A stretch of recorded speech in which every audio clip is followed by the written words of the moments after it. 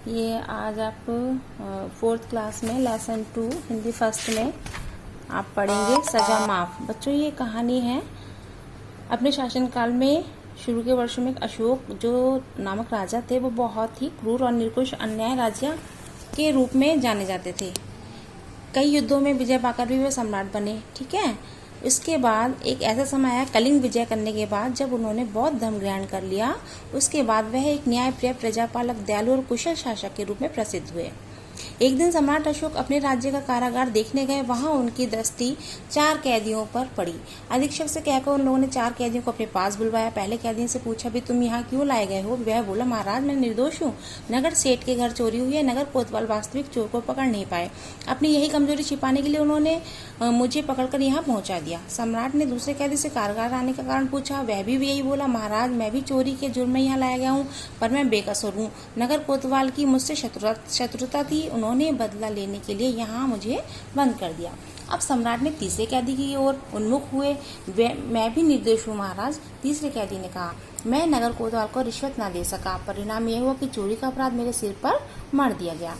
अपने सम्राट को प्रभावित करने के लिए तीनों कैदी झूठ बोल रहे थे। चौथा कैदी अब तक सिर झुकाए खड़ा था। यानी कि जो 3 कैदी थे उन्होंने अपने अपने बारे में बताया कि वो किस लिए लाया गया, लेकिन जो चौथा कैदी था बच्चों, वो बिल्कुल नीचे सिर झुकाए खड़ा हुआ था।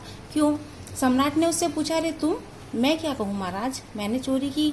चोरी एक दंडनीय अपराध है बच्चों। एक जो चोरी है एक बहुत बड़ा अपराध है, इसलिए मुझे सजा मिली। मुझे किसी से कोई शिकायत नहीं है। जो बुरे काम करता है उसे उसके लिए किए गई सजा तो मिलनी चाहिए।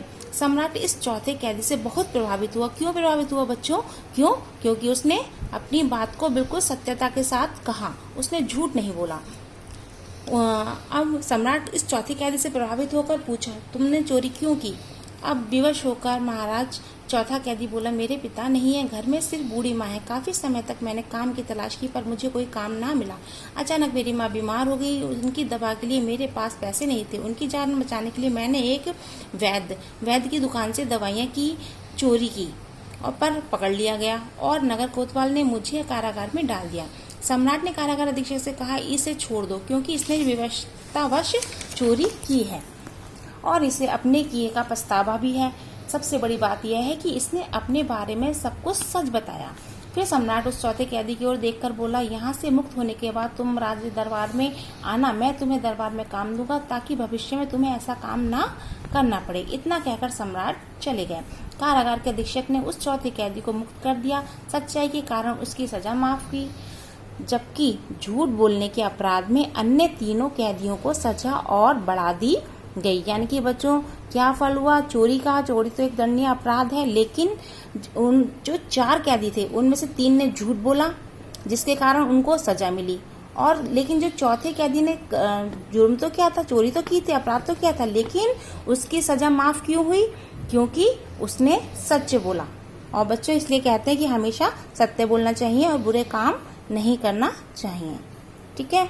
अब इसमें आपकी अभ्यास है, सही विकल्प पर सही का टिक लगाना है। कलिंग युद्ध के पहले अशोक कैसे राजा थे? कैसा था मतलब वो जो कलिंग का युद्ध हुआ था उससे पहले, जीतने से पहले कैसे थे? उसके बाद कैसे हुए राजा बने? न्यायप्रिय,